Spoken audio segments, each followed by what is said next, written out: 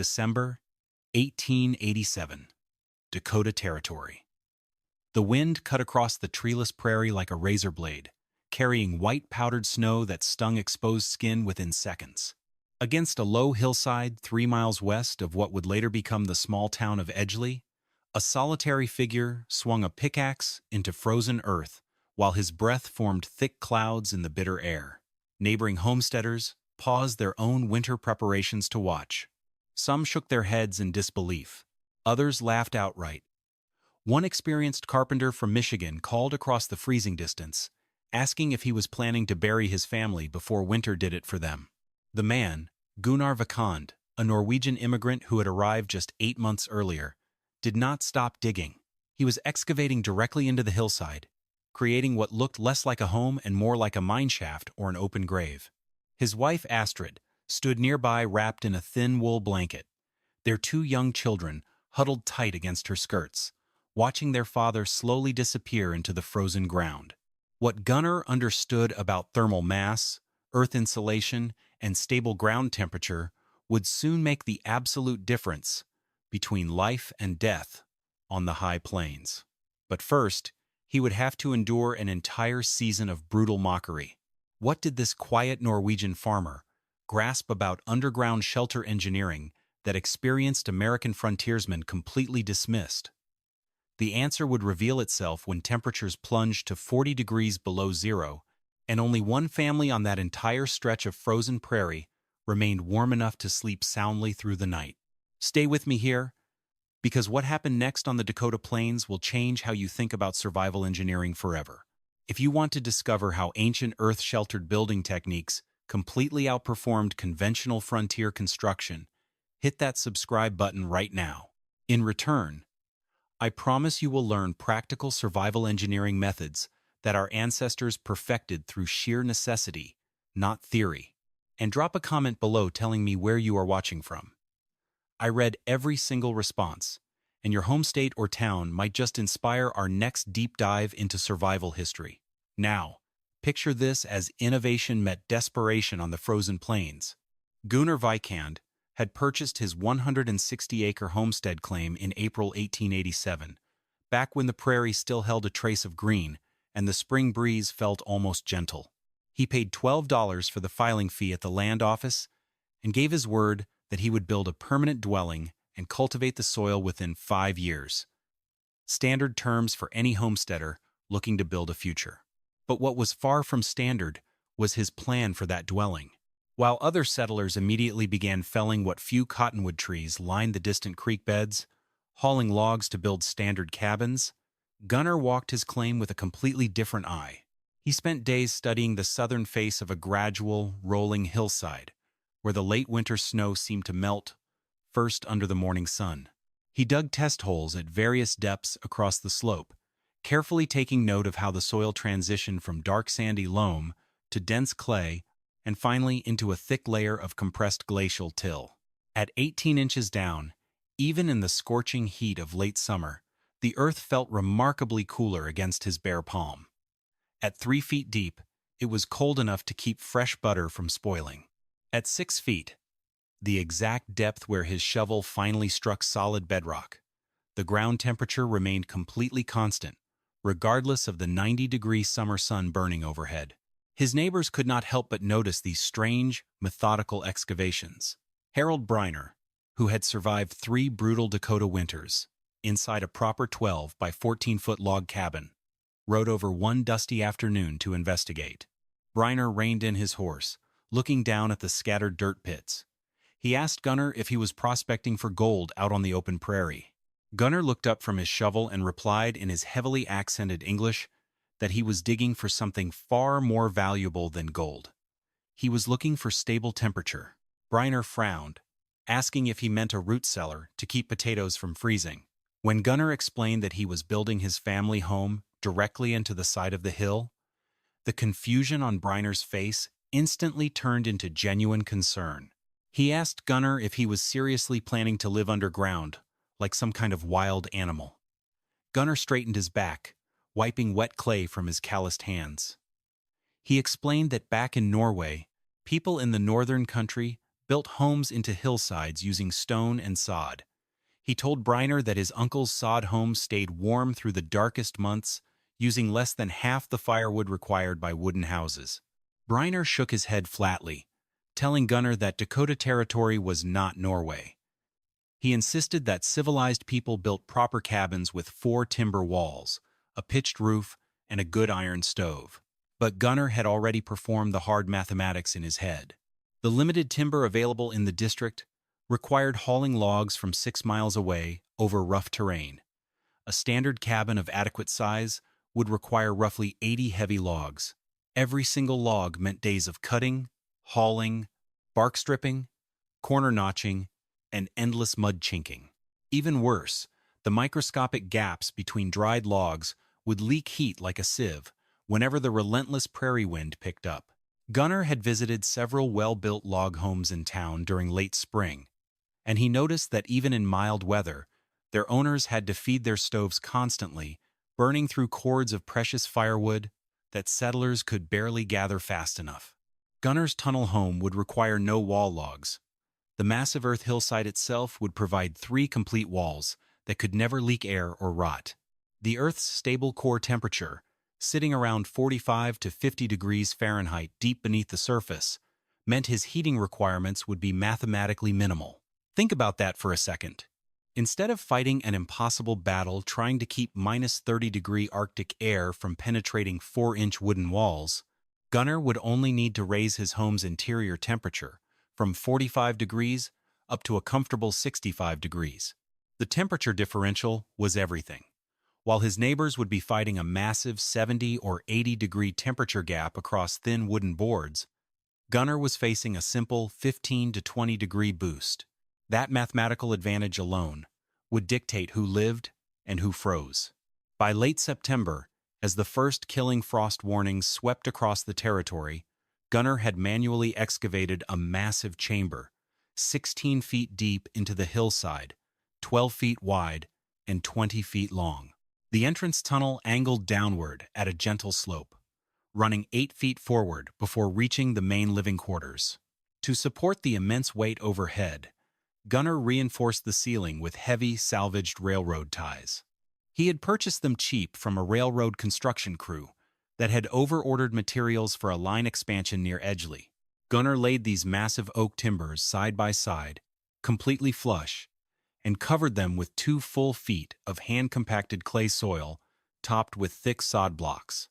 To the local builders who stopped by to watch, the design seemed like pure insanity. Martin Kessler, an experienced carpenter who had constructed half the commercial timber buildings in town, openly predicted catastrophe. Kessler warned everyone at the general store that the earth roof would instantly collapse under the weight of the first heavy snowfall. He insisted that railroad ties were never designed to bear lateral soil pressure and that proper rafters with a sharp pitch were mandatory. Harold Briner added his own warnings, declaring that the family would suffocate inside. He pointed out that with no standard windows and a single tunnel entrance, Gunnar and his family would be breathing their own stagnant carbon dioxide by Christmas night. Here is what everyone missed about Gunnar's plan.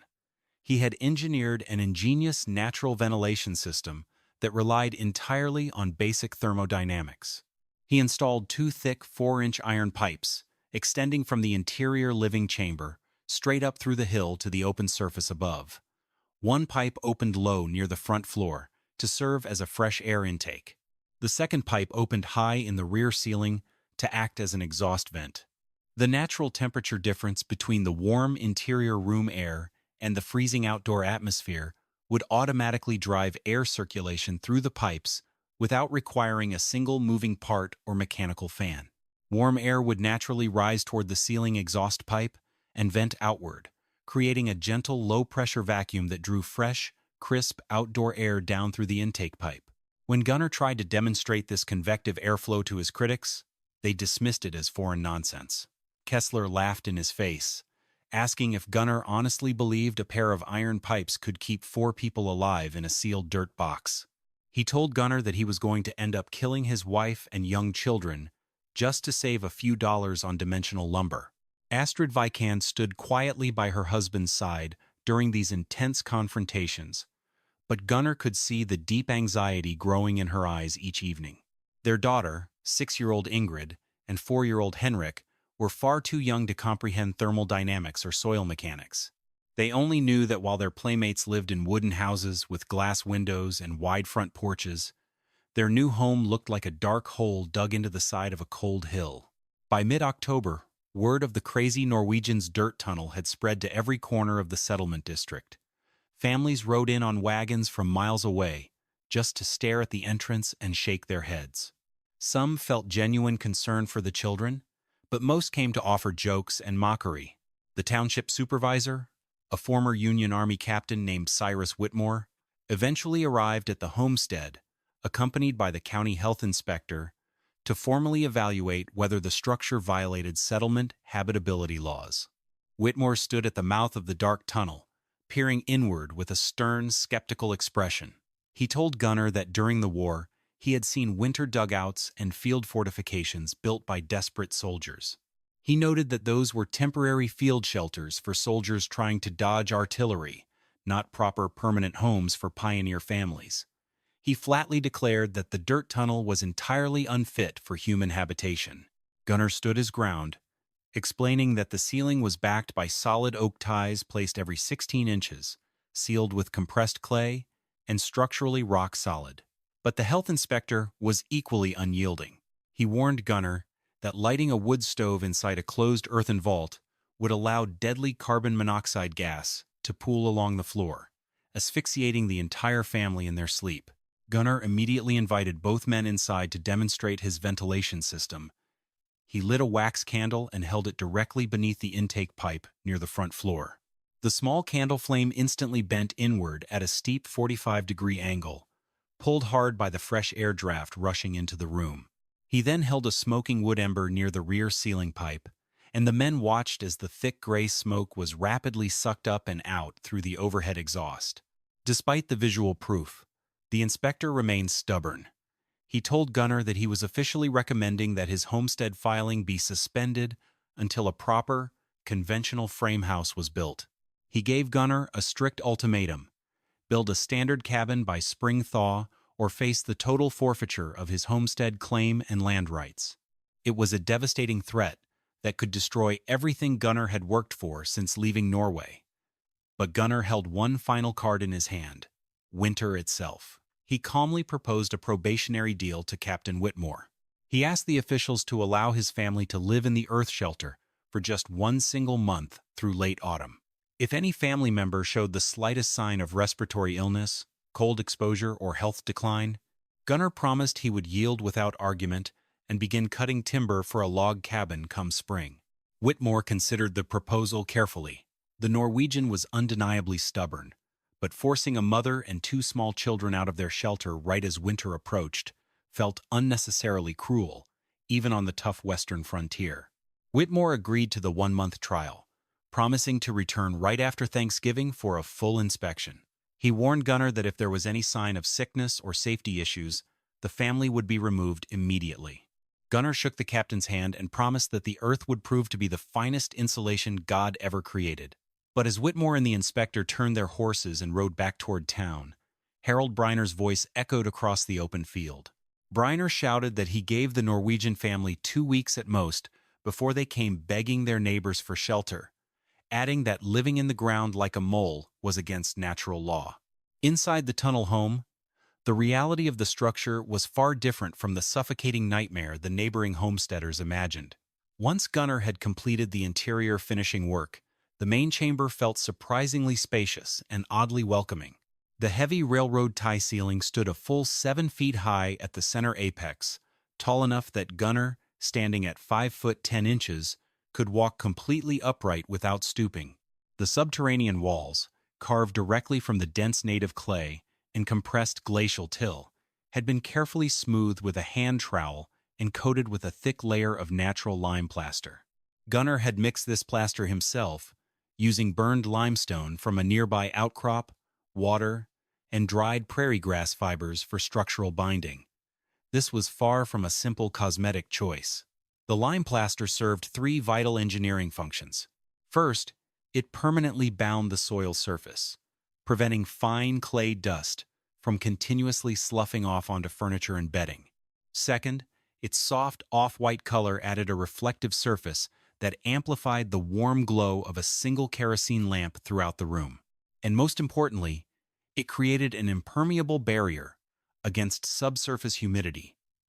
Clay soil, while incredibly stable, could weep moisture when extreme temperature differences developed between the indoor air and the earth deep inside the hill. The lime plaster stopped that condensation cold, keeping the living quarters dry. Gunnar divided the rectangular interior into 3 distinct functional zones. The front third of the space, located directly inside the entrance tunnel, served as the kitchen and main family gathering area. Here, Gunnar had constructed a compact masonry stove. It was not the massive Russian-style brick heat mass that some Eastern European immigrants favored, but a slim, highly efficient thermal design he had learned from a Swedish mason back in Norway. The firebox itself was surprisingly small, measuring barely 18 inches square on the interior. But the masonry chimney ran up through the hillside in a deliberate serpentine zigzag path rather than rising straight into the sky. This was the exact detail that most baffled visiting critics. When Martin Kessler stopped by and saw the draft system sketched out on a timber scrap, he demanded to know why Gunnar was curving his chimney pipe. Kessler argued that zigzagging a flue would slow the draft, build up dangerous soot, and cause catastrophic backdrafts into the room. He insisted that chimneys must always run completely straight to maximize vertical exhaust efficiency. Here is the cold, hard truth that Gunnar understood about thermal dynamics, which conventional frontier builders completely overlooked. A straight, vertical chimney exhausts smoke hot and fast. That means all that precious heat energy generated by burning scarce firewood rushes straight up the flue and escapes into the frozen sky, totally wasted.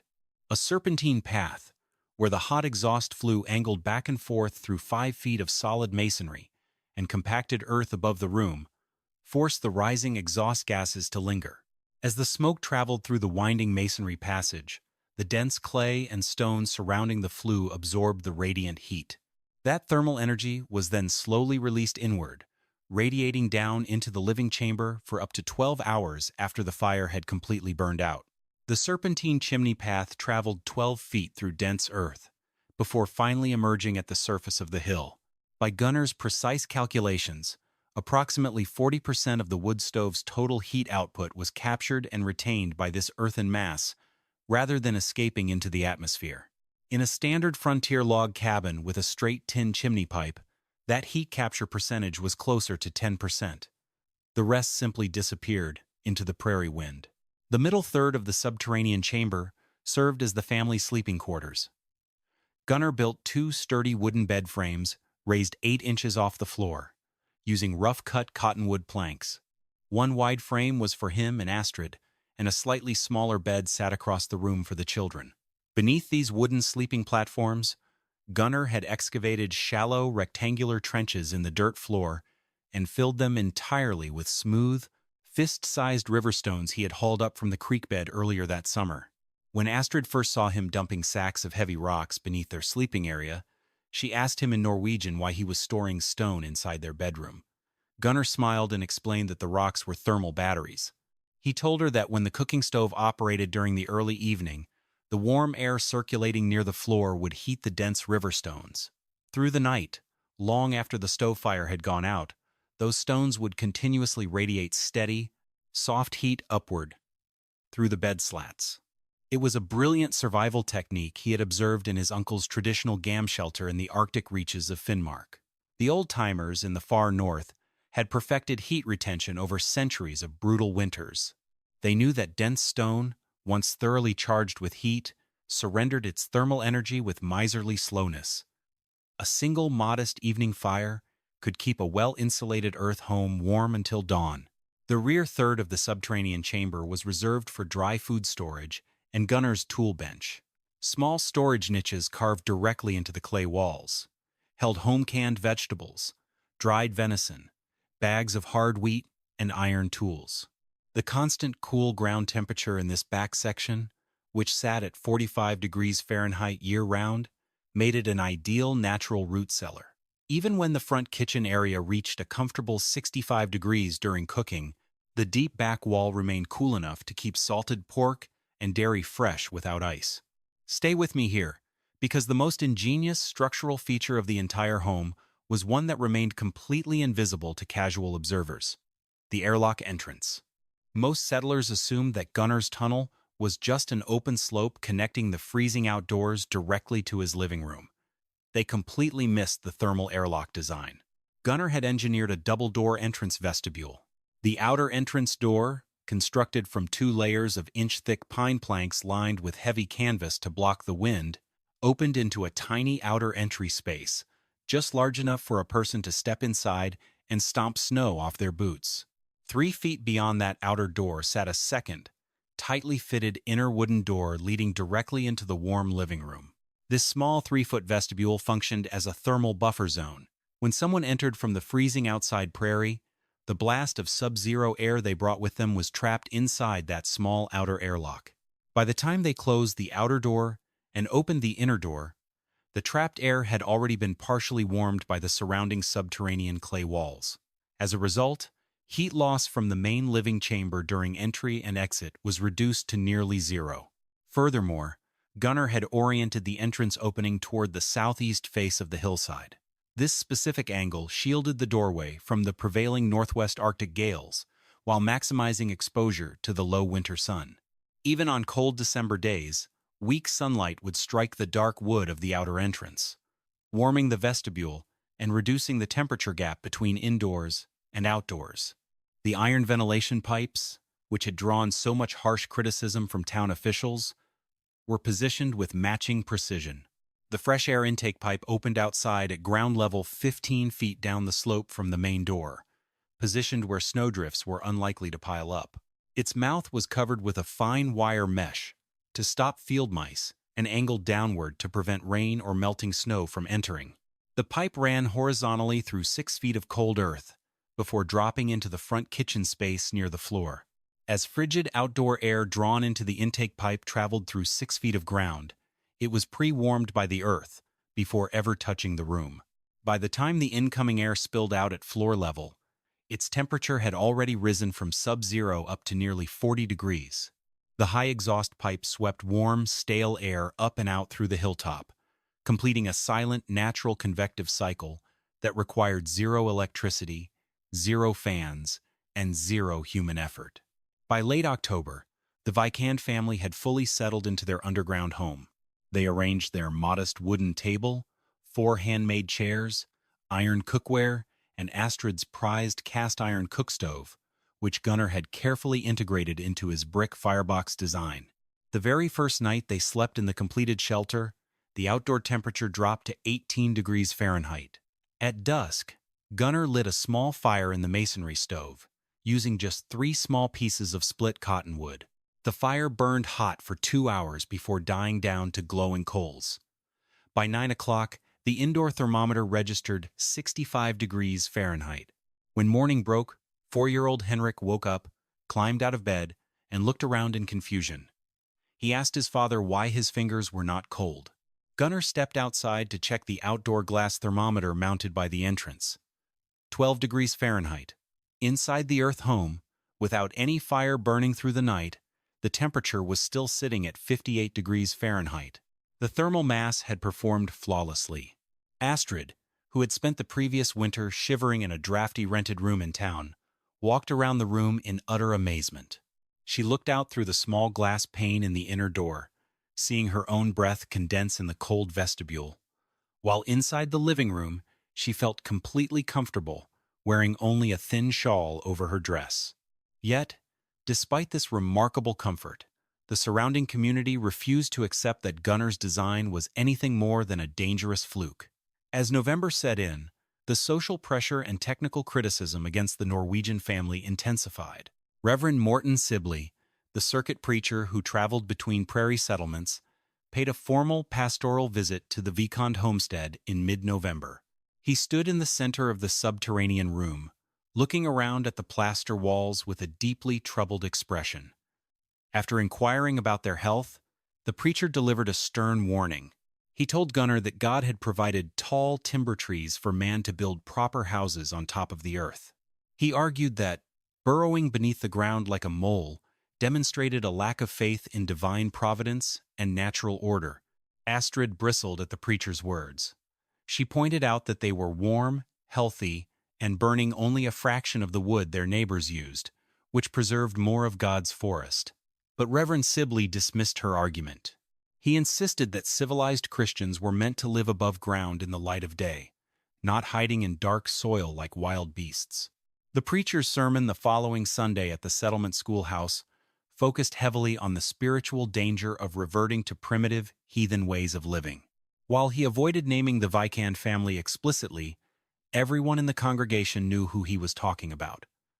The resulting social isolation cut Astrid deeply. In their small village back in Norway, practical building innovations were discussed with interest and respect. Here, on the American frontier, doing things differently was treated as a moral failing. The technical community was equally hostile. Martin Kessler returned to the homestead in late November, bringing along two rival timber builders to perform a detailed structural inspection. They walked around the hill, measured the depth of the earth cover, inspected the oak railroad ties, and calculated soil loads on a slate tablet. Their final written report, which Kessler read aloud at the township board meeting, was utterly damning. Kessler announced that the railroad ties were bearing immense lateral earth pressure that exceeded their safety design threshold. He formally estimated a 60% chance of complete structural collapse during the spring thaw, arguing that moisture soaking into the clay would add thousands of pounds of weight while destabilizing the supporting soil walls. Furthermore, Kessler claimed that Gunnar's ventilation calculations were dangerously flawed, asserting that 4 human occupants required 3 times the volumetric air exchange rate that 2 iron pipes could provide.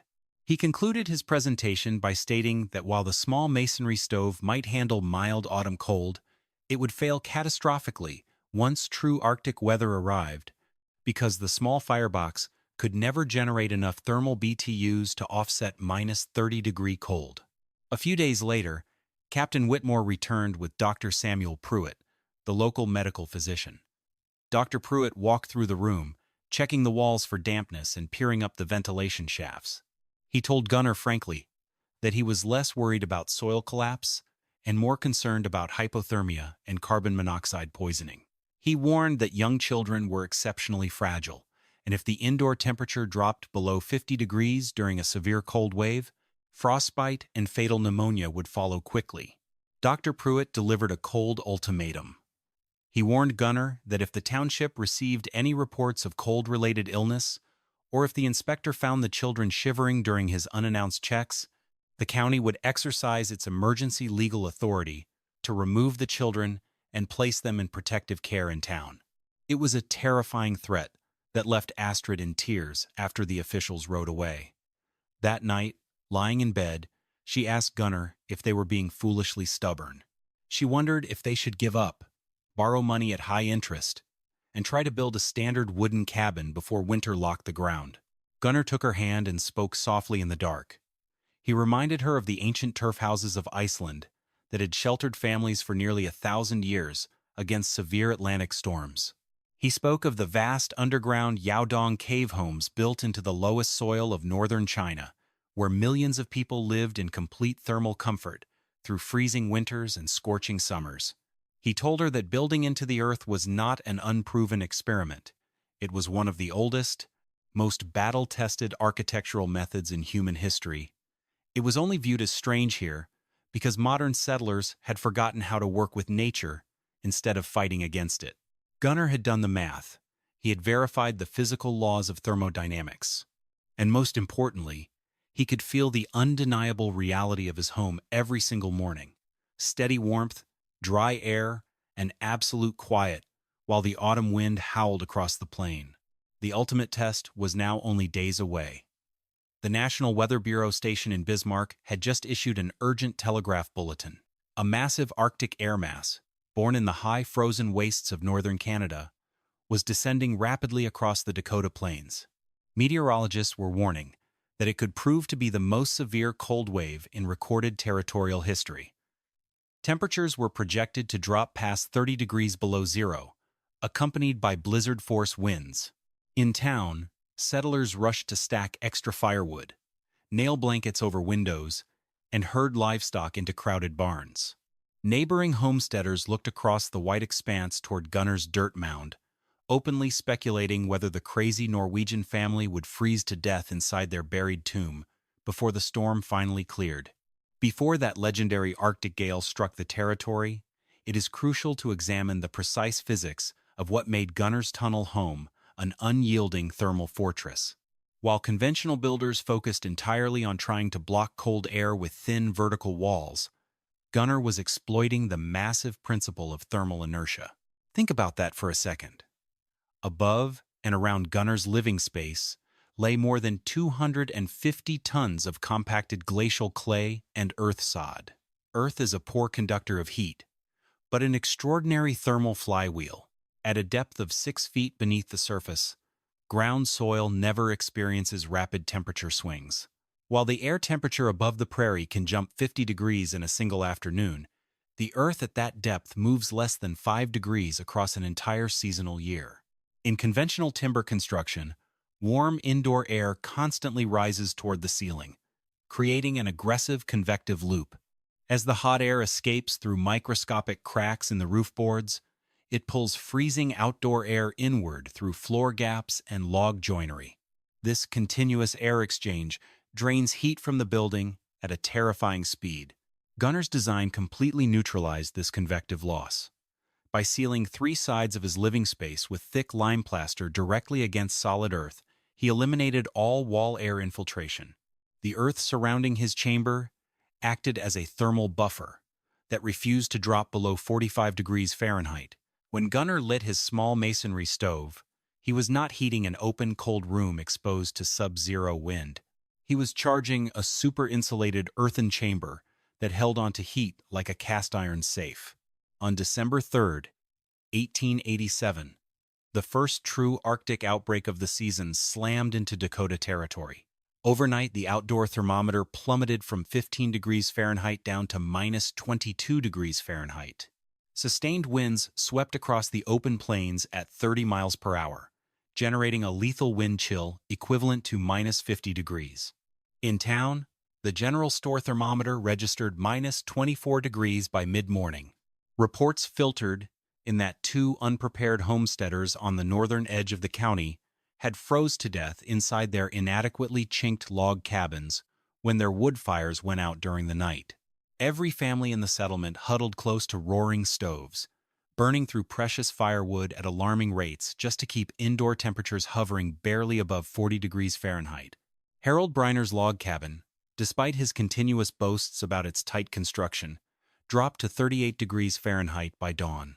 Even with his heavy iron stove burning around the clock, cold air penetrated the log seam so aggressively that Briner's family woke up to find thick ice crystals forming on the inside surface of their bedroom walls, where their breath had condensed and frozen solid. Meanwhile, inside the tunnel home, buried beneath 2 feet of earth and sod, the Vikand family slept in complete, undisturbed warmth. Gunnar had lit his masonry stove at dusk, burning 5 modest pieces of split cottonwood over a 3-hour period. By 9 o'clock, the indoor thermometer registered 64 degrees Fahrenheit. By morning, without a single log added through the night, the indoor air had only dropped to 56 degrees Fahrenheit. The children slept soundly under light blankets, completely unaware of the lethal freezing storm raging just feet above their heads.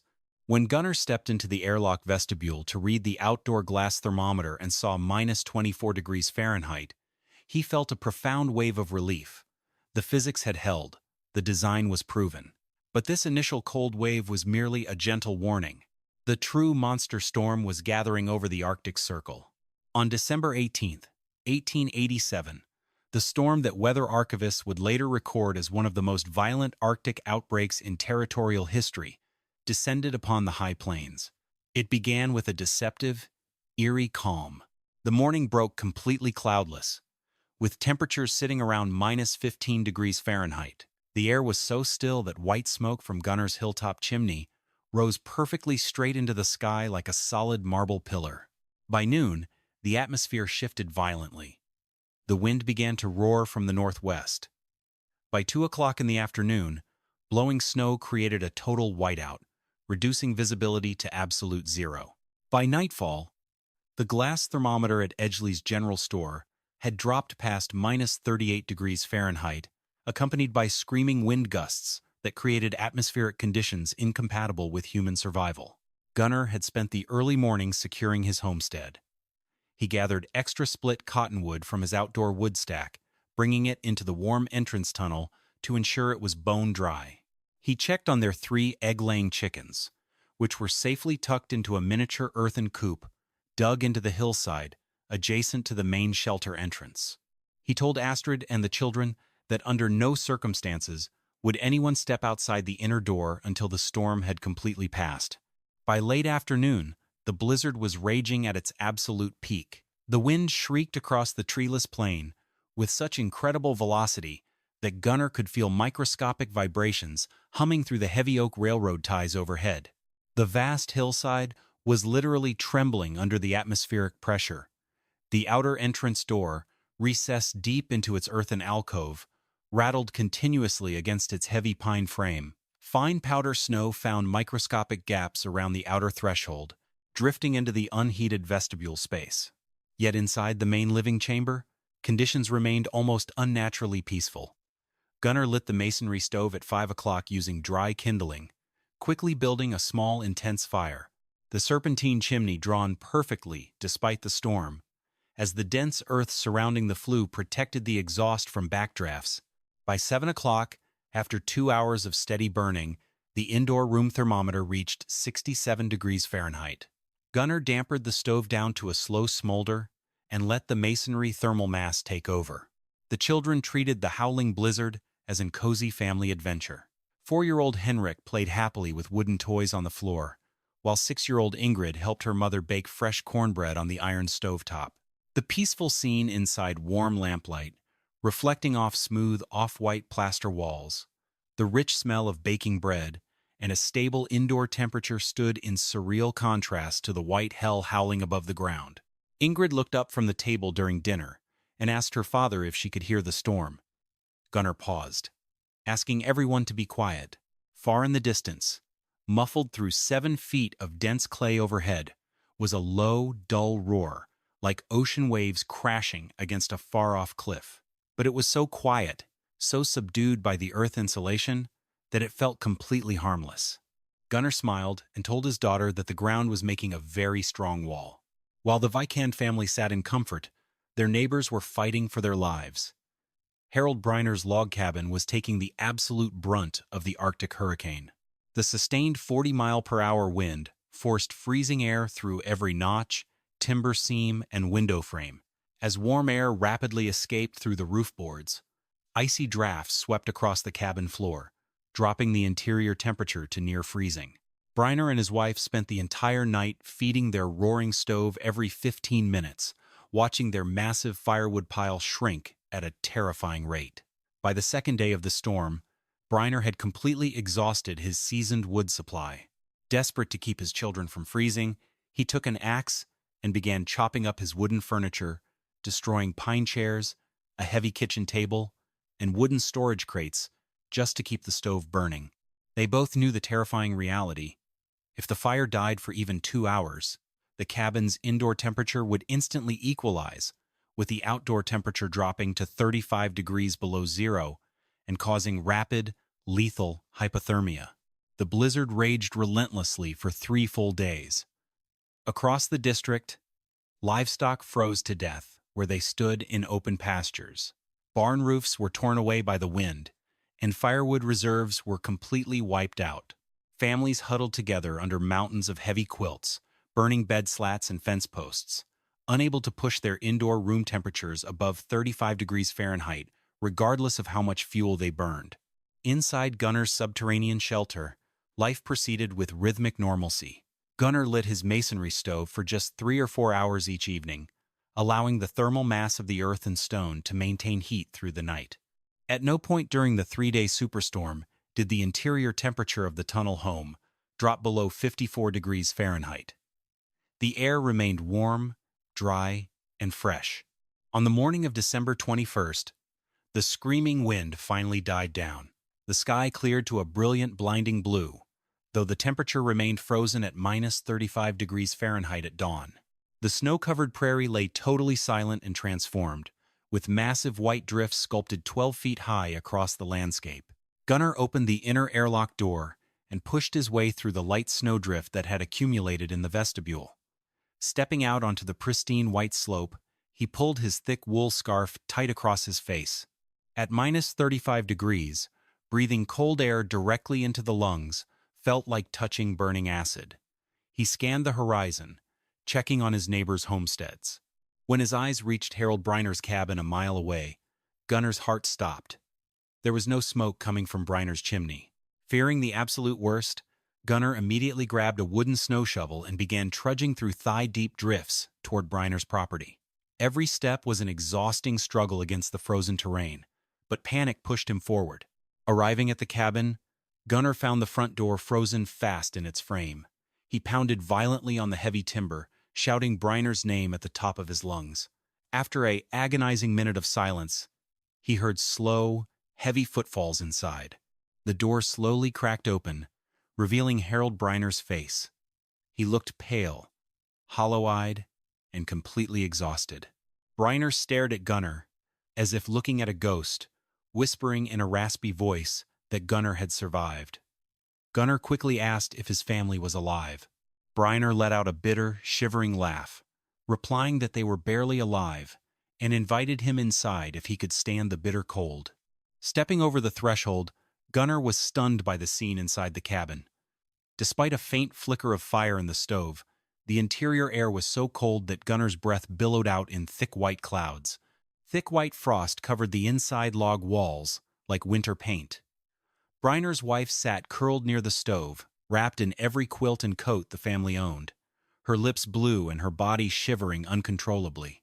The two Briner children were huddled under a massive pile of bedding, terrified and shaking. Briner explained in a flat, defeated voice that they had burned their final piece of wood late the previous night. He had spent the early morning hours chopping up their last wooden dresser and kitchen chairs just to keep a tiny flame alive. He confessed that they were completely out of fuel, and he did not have the physical strength left to wade through the deep snowdrifts to cut fresh timber. Gunnar looked at the wall thermometer inside the cabin, 34 degrees Fahrenheit, just 2 degrees above freezing despite a fire burning in the hearth. Gunnar asked Briner how much wood he had burned during the storm. Briner pointed to the empty, snow-dusted corner where his massive winter woodpile had once stood. He revealed that he had burned 3 full cords of hard wood in just 3 days, feeding the stove continuously every 20 minutes round the clock, yet the cabin temperature never rose above 40 degrees. Here's the cold, hard truth that Gunnar's mental calculations confirmed. 3 full cords of wood equaled 384 cubic feet of stacked timber, weighing roughly 3,000 pounds.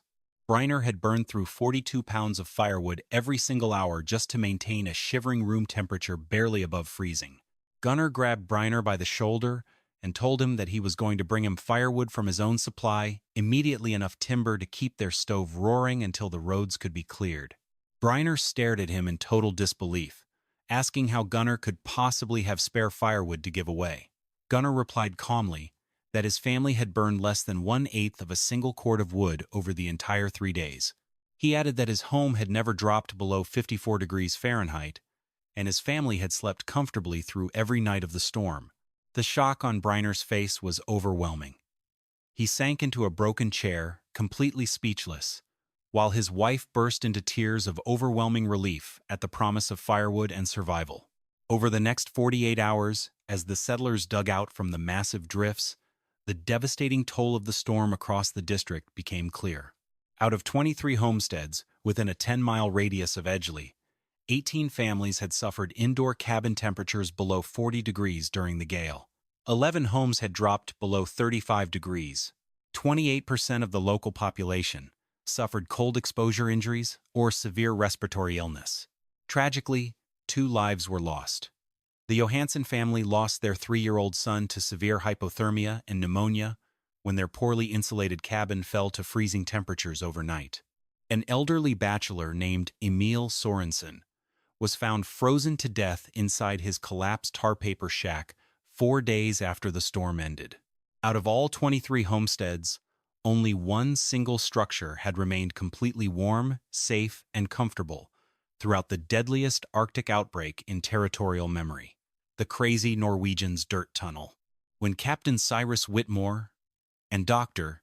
Samuel Pruitt conducted their official post-storm welfare survey across the township, they rode up to the Vikand homestead, fully expecting to encounter a traumatized family suffering from extreme cold exposure.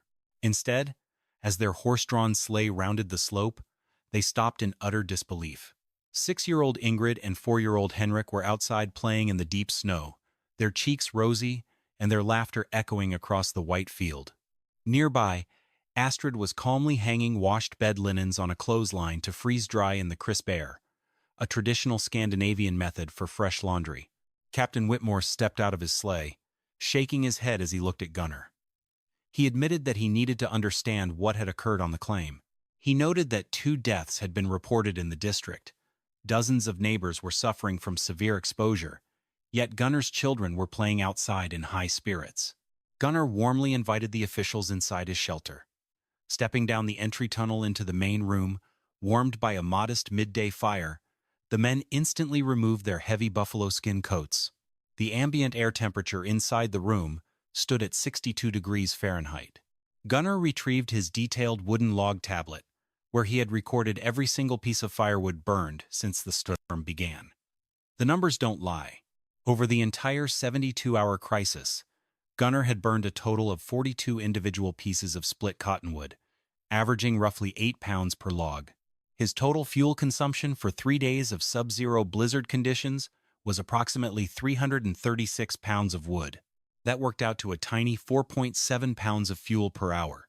By sharp contrast, Harold Briner had burned 3,000 pounds of timber over the exact same time frame, averaging 39 pounds of wood per hour, only to end up with an indoor temperature of 34 degrees Fahrenheit.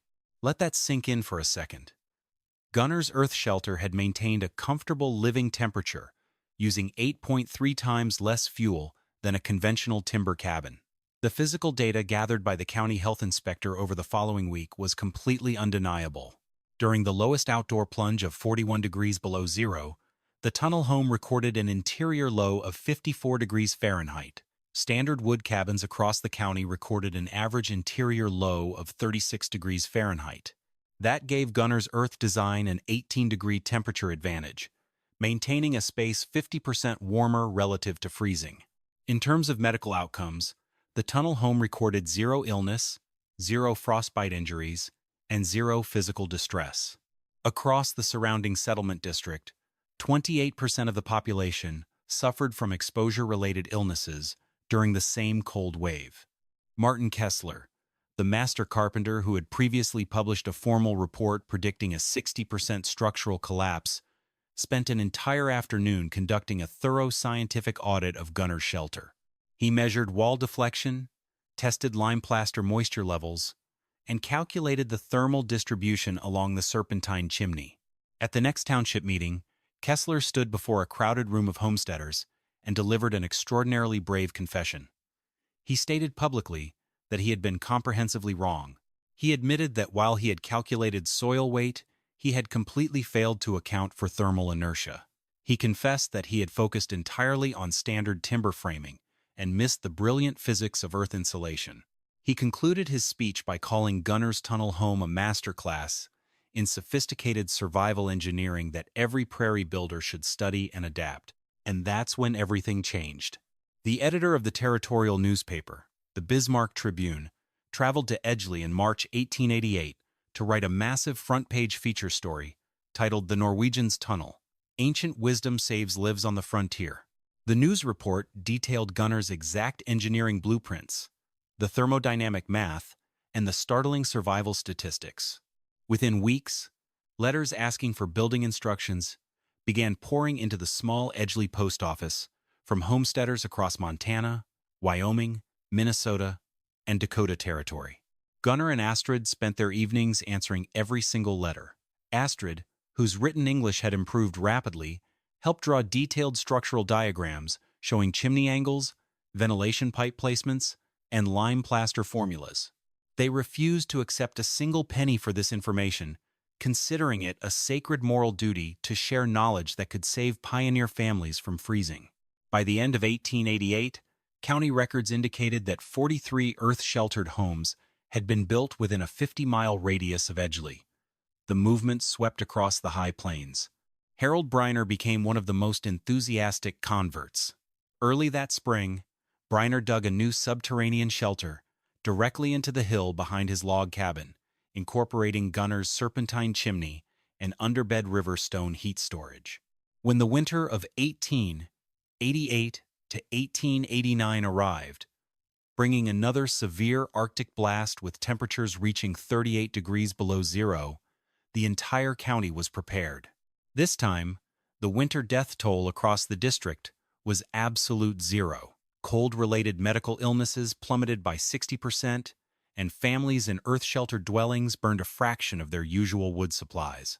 Dr. Samuel Pruitt published an official territorial medical survey in 1889, explicitly noting that settlement districts with high adoption rates of earth-sheltered architecture demonstrated dramatic reductions in winter mortality. He declared that underground building was no longer an experimental theory, but a proven public health breakthrough. Even Reverend Morton Sibley revised his theological stance. In April 1889, the preacher delivered a sermon reflecting on how divine wisdom reveals itself through human intelligence and natural physical laws. He told his congregation that God's provisions included not only timber trees, but the protective thermal earth beneath their feet. The Vikand children grew up with a deep pride in their subterranean home. Ingrid wrote extensively in her teenage diaries about the warm, quiet winters spent reading by lamplight while blizzards raged silently overhead. Inspired by his father's work, Henrik went on to earn a degree in civil engineering, becoming a pioneer in sustainable, energy-efficient building design across the upper Midwest. Gunnar Vikand passed away peacefully in 1924 at the age of 73, inside the very same tunnel home he had excavated 37 years earlier. The original oak railroad ties remained rock solid, the plaster walls stayed smooth and dry, and the thermal mass system functioned flawlessly until his final day. Today, Gunnar's tunnel home is preserved as an official historical landmark. Modern visitors can descend the entrance tunnel, step into the plaster-lined room, and feel the exact same stable 50-degree ground temperature that kept the Vikand family safe during the lethal winter of 1888. The ultimate lesson of Gunnar's story is not merely about dirt, stone, or ventilation pipes. It is a profound lesson about human culture. It challenges the arrogant assumption that modern methods are inherently superior to traditional wisdom and reminds us that indigenous and historical knowledge refined over centuries often holds the key to challenges that modern engineering struggles to overcome. Gunnar Vikand never claimed to be a genius. He simply remembered what others had forgotten, holding on to ancient wisdom in the face of widespread public mockery. In doing so, he did not just keep his family warm, he taught an entire frontier that true survival requires the humility to listen to the earth. This presentation delivers a historically inspired narrative based on documented earth-sheltered building practices and frontier settlement records. While narrative dialogue is dramatized for storytelling purposes, the thermodynamic principles, thermal mass calculations, and comparative performance metrics reflect real physics and historical architectural data. Modern earth-sheltered construction should always be undertaken with certified structural engineering consultation and strict compliance with local building codes. Thank you for watching American Survival Wisdom. If you found value in this deep dive into historical engineering, please hit that like button, subscribe to the channel, and share this video with someone who appreciates real history. Stay warm, stay curious, and remember, progress is not always about building higher into the sky. Sometimes it is about digging deeper into the wisdom of the earth.